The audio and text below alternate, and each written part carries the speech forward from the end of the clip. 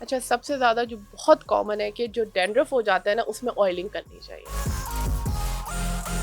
कि medicated hair oils होते हैं, ऑलिव ऑयल इज़ गुड, उसके अंदर माइल्डली स्टीरॉयड एडेड होता है, उस एक नाम से आता है, obviously I can not name that product. बालों के हवाले से तो बहुत से ऐसे ऑयल मार्केट में हम्म। मौजूद हैं कि आप बालों को ये ऑयल लगाएं तो आपके बाल आ जाएंगे। रात को लगा के सोने वाला काम बिल्कुल ना करें, सिर्फ एक दो उससे अम्मी भी गुस्सा करती हैं कि तकिए खराब हो रहे यस, हैं।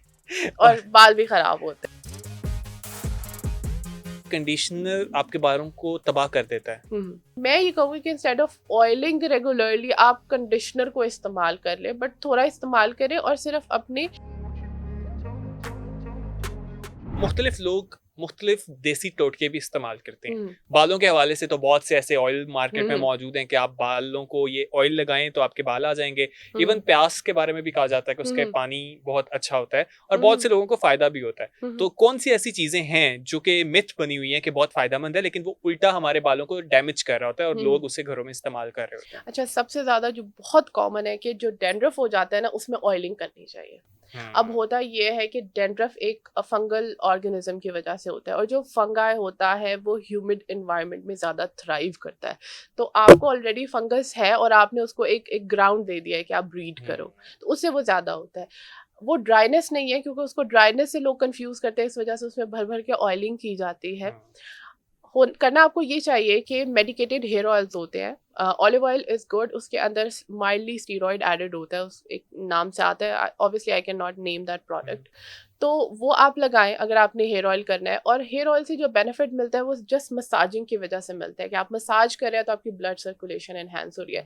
सिर्फ एक हेयर ऑयल है जिसके ऊपर एक्चुअली स्टडीज़ हैं, दैट इज़ रोजमेरी ऑयल। उसको भी आप वैसे नहीं यूज़ कर सकते, किसी कैरियर ऑयल में उसके 4 to 5 ड्रॉप्स आपने डाले और आपने उसको यूज़ कर लिए।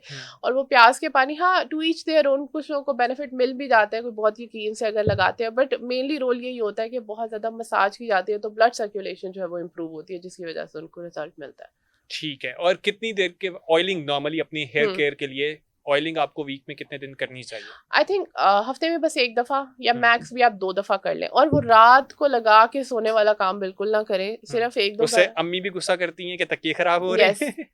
और बाल भी खराब होते हैं। बाल भी खराब तो होते हैं। बस 1-2 घंटे के लिए आप उसको लीव ऑन करें और उसके बाद फिर आप वॉश कर लें। ऑल्सो कंडीशनर अपनी रूटीन में इस्तेमाल ज़रूर करें। अच्छा, बहुत से लोग कहते हैं कि कंडीशनर आपके बालों को तबाह कर देता है। क्या ऐसा नहीं है? उससे ये होता है कि अगर आपने कंडीशनर को अच्छे तरीके से वॉश ऑफ नहीं किया है ना, अगर वो, क्योंकि वो वॉश ऑफ प्रोडक्ट है, लीव ऑन प्रोडक्ट नहीं है, अगर आप उसे सही तरह से नहीं निकाले तो फिर वो जाके आपके अंदर जो है खराबी कर सकता है आपके बालों में। वो अगेन उसमें वो फंगाई की ग्रोथ को ही जो है वो ज़्यादा करेगा। बट अगर आप उसको प्रॉपरली वॉश कर रहे हैं और एक तरीके से कर रहे हैं तो उसमें मसला नहीं होता। हमारी बहुत ह्यूमिड इन्वायरमेंट है, अभी आगे जो है वो बहुत ज़्यादा ह्यूमिडिटी आनी है, तो उससे बाल बहुत ज़्यादा ख़राब हो जाते हैं। तो इंस्टेड, मैं ये कहूँगी कि इंस्टेड ऑफ ऑयलिंग रेगुलरली आप कंडीशनर को इस्तेमाल कर ले, बट थोड़ा इस्तेमाल करें और सिर्फ अपने जो लोअर हेयर्स है ना उनके ऊपर, आपने रूट्स उनको पे ना रूट्स लगाएं। में नहीं लगाना होता, ठीक है? तो इस तरह से फिर मसला नहीं होगा।